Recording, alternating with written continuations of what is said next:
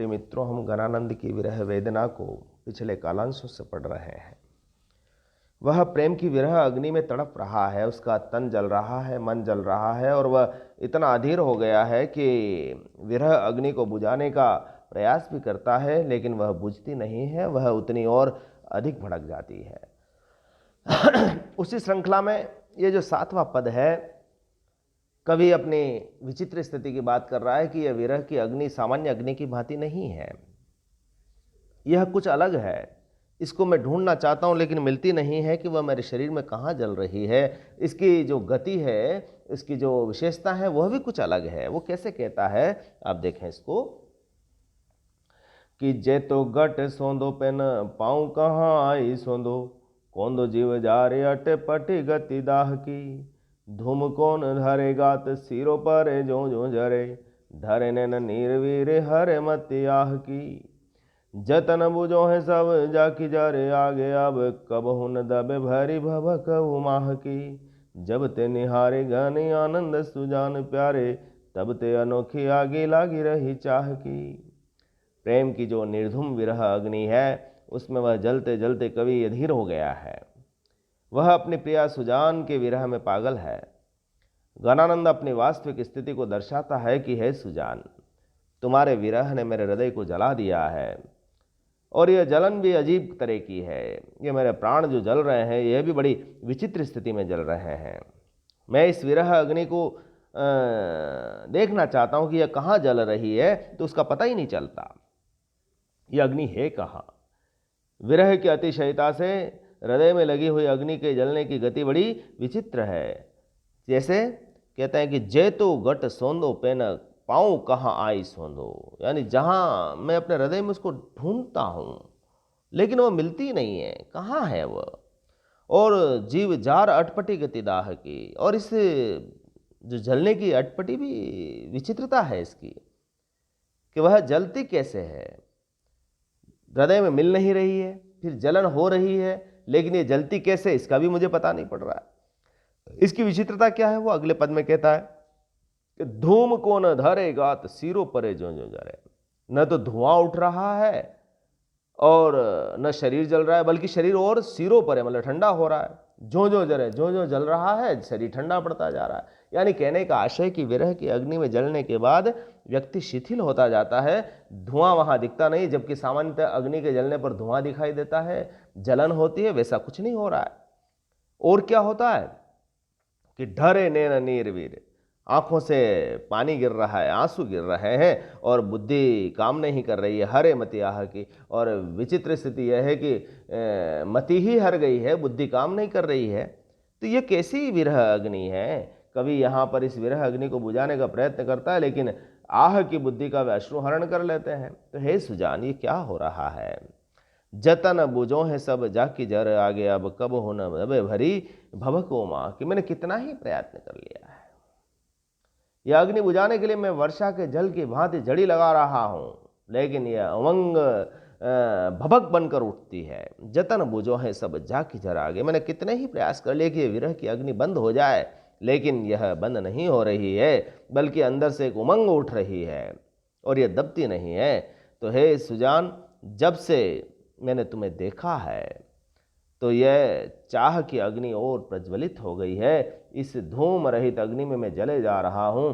मैंने प्रेमी की निगाह से जब से देखा है तो यह अनोखी आग मेरे हृदय में लग गई है। तो आप इस पद में देख रहे हैं कि जो विरह की करुण अवस्था है, स्मृति है, अभिलाषा है, उद्वेग है, गुण कथन है, जड़ता है, प्रलाप है, ये सारी मनोदिशाएं स्व अनुभूति के रूप में प्रकट हो रही है। कवि घनानंद की यही तो विशिष्टता है कि उसने अपने अनुभूत पीड़ा को प्रकट किया है। यही अनुभूति की वेदना यहाँ पर प्रकट बनी है। वियोग श्रृंगार को यदि आप देखना चाहें तो आत्माभिव्यंजना की शैली में यहाँ पर प्रकट हो रहे और स्वच्छंद रूप से। यहाँ पर कोई रीति परंपरा का निर्वाह नहीं है, श्रृंगार की चेष्टा है। तो रीति एक परंपरा हो सकती है, लेकिन श्रृंगार भी वियोग है और वियोग भी आत्मानुभूत है। तो यह भी पीड़ा बड़ी सुंदर रूप में प्रकट हुई और वह भी पुरुष की वेदना इस रूप में।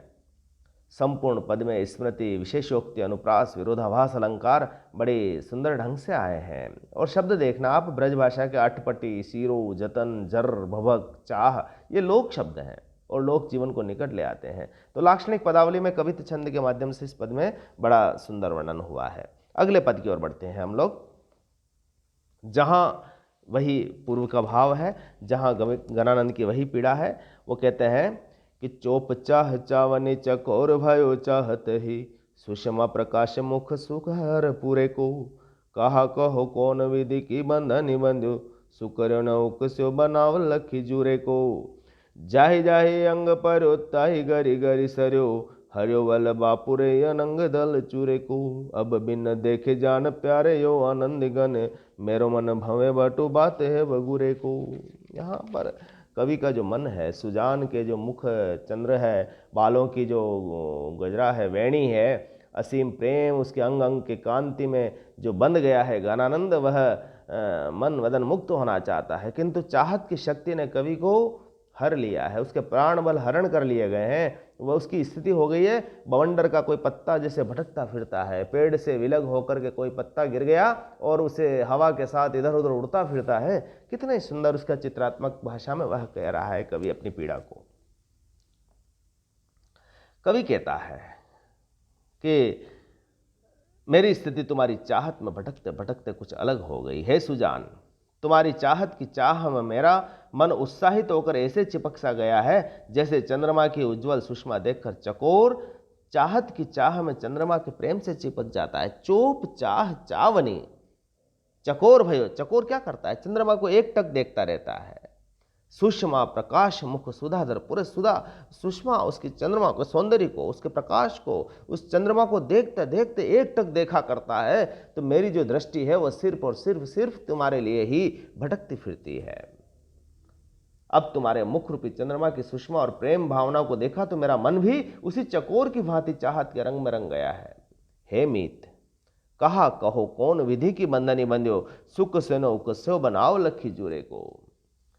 हे सुजान, तुम्हारे प्रेम में मैं क्या कहूं, जब से तुम्हारे मुख को देखा तो मैं रंग में रंग गया। और सुनो मेरे मन के तुम्हारे प्रेम के बंधने की गति और बंधन के बारे में क्या बताऊं।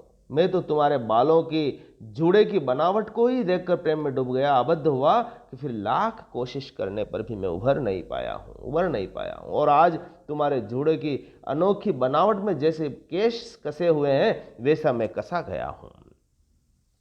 जाहि जाहि अंग पर्यो ताहि गरी गरी सरयो। और मेरी हालत तो यह हो गई, जिस जिस अंग पर मेरी दृष्टि तुम्हारे ऊपर पड़ी, प्रेम में पड़ी, वहां का प्रेम का गहरा घाव हो गया। हे सुजान, तुम्हारे कुंतल के प्रेम बल ने तो बेचारे कामदेव के दल के अभिमान को भी चूर चूर कर दिया। जाहि जाहि अंग पर्यो ताहि गरी गरी से हरियो बल बापुर अनंग। यदि साक्षात कामदेव भी इसे देखता तो वह भी उसके अंदर डूब जाता। अब बिन देखे जाने प्यारे यो आनंदगन। अब तुम्हारे बिना, तुम्हारे को देखे बिना मेरा मन भटक गया है और मेरी स्थिति उस बगुरे के पत्ते के समान हो गई है, बवंडर के पत्ते के समान हो गई है, जो जमीन पर आ नहीं सकता और आसमान में इधर उधर भटक रहा है। तो उस सूखे पत्ते के समान मेरी स्थिति हो गई। आप देखें इस पद में कितना पीड़ित है।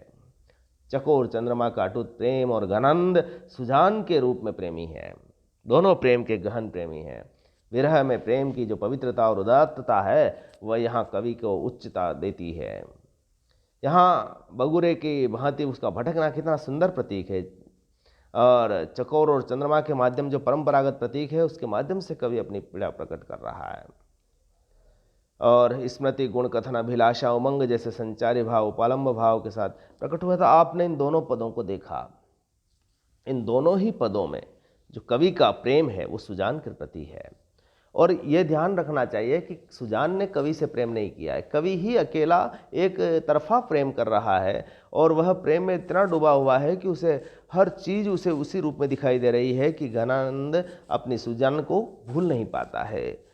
सुजान मना कर रही है, उसके साथ नहीं आती, तो उसके वियोग में वह तड़प तड़प करके जो अपनी बातें कहता है वो उसके हृदय से अनुभूत पीड़ा के रूप में प्रकट होती है। ऐसा लगता है कि कभी सुजान के बिना रह नहीं सकता और वह उसके हृदय से प्रेम करता है उसमें। इसीलिए वो कहता है कि चंद्रमा जैसे चकोर चंद्रमा प्रेमी होते हैं, ठीक मेरी वही स्थिति है। मैंने तुम्हारे जिस अंग को देखा तो स्वयं कामदेव भी लज्जित हो जाए उस सौंदर्य को देखकर, तो वैसा सौंदर्य वाले तुम हो। तो ऐसी स्थिति में मैं कैसे उससे विमुक्त हो सकता हूँ। फिर वो जब आगे बात करते हैं कि मेरी स्थिति तो उस बगुरे के पत्ते के समान हो गई है।